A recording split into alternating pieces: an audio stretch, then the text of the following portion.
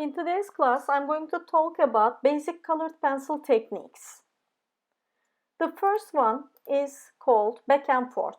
Just simply move your pencil back and forth in one continuous motion on the paper until you cover the entire area. If you change the direction, then you are going to get a better blend. And it's important that you have a good tip. Hatching, on the other hand, is an approach that you can use in all facets of drawing. To create it, make parallel lines on your paper. They can be vertical, horizontal, or angled, just as long as they don't touch. And then you can apply different pressures over top. In cross-hatching, instead of parallel lines, you form intersecting lines. So you are making basically crisscrossing. This technique is ideal for creating shading and texture, and it looks very artistic at the end. But you need to have a very sharp point of pencil, otherwise it doesn't look good. In burnishing, the idea is to get a polished surface, a waxy surface we are looking for. So I'm going to make an even shading as a wash. Then I'm going to show you different methods. The first one is to use tortillon, which is paper pencil, and I'm burning that part. Or you can use another medium, which can be like a white pencil. I'm here using Derwent Colorsoft series, which is very nice and opaque, and I'm going to show you that you are also changing the texture of the surface, and when you are making multiple layers, you are going to get a very good finishing at the end. In scraping, on the other hand, you need to use burnishing first.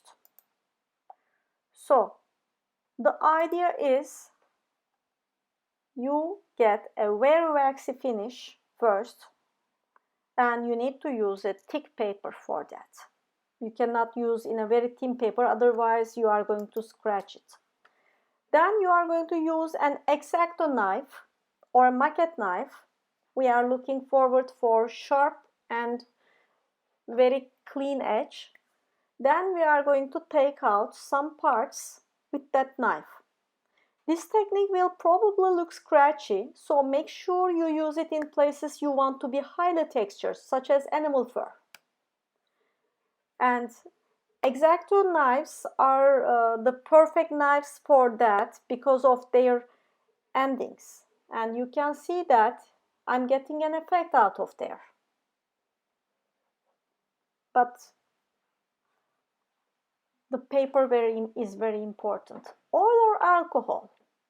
Rubbing alcohol or baby oil can alter the appearance of your colored pencils.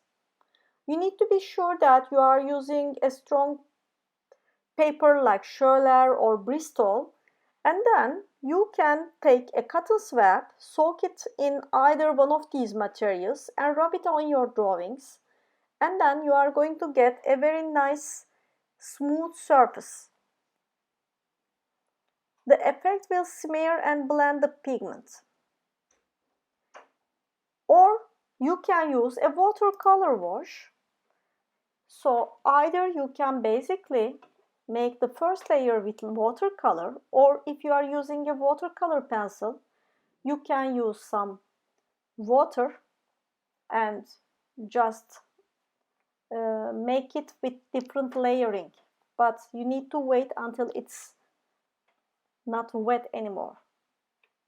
It should be dried first. And then there is the technique of rubbing.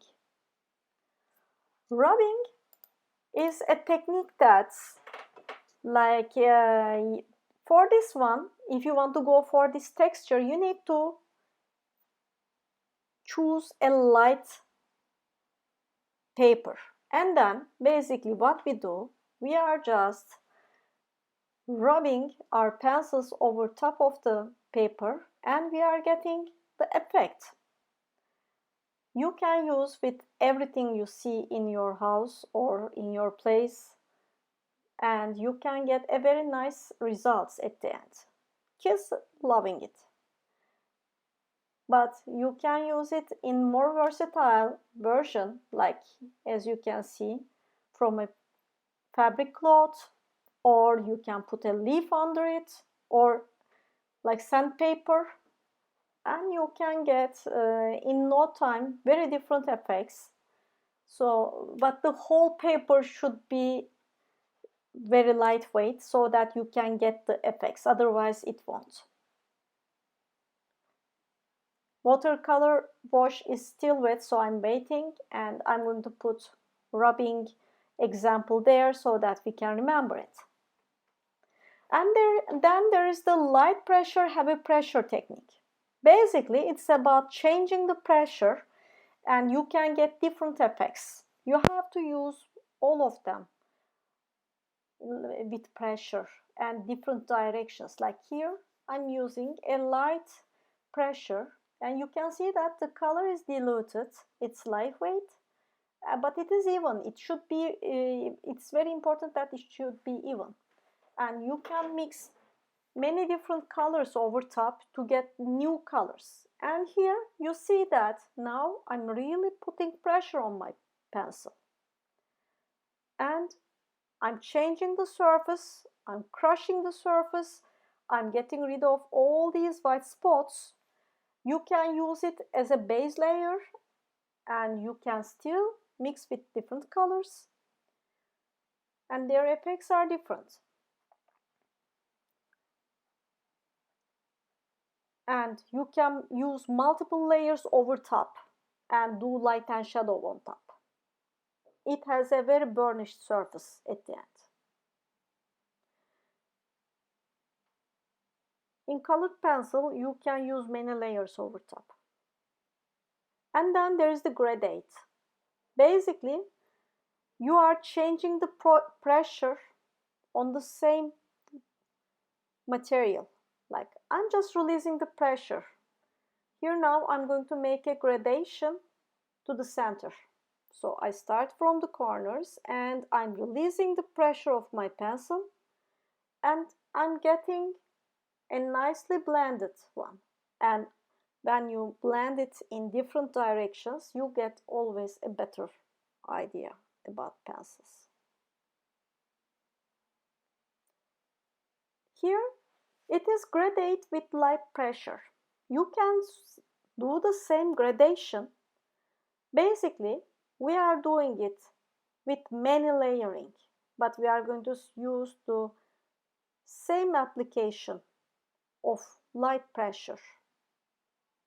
But because they are coming on top of each other, then some parts will be looking much more darker, and you can do exactly the same thing with different layering. Here in colored pencil you need to use different layering, so you don't expect to have all the colors in the set you bought it. Instead, you need to make them. When you mix yellow and blue, you get green, right? So with colored pencil, just making them with layering, you can exactly get these type of different colors as in gouache technique. And you can use burnishing technique as well over top. But at the end, in colored pencil, it's a very versatile way, and I hope you will enjoy it.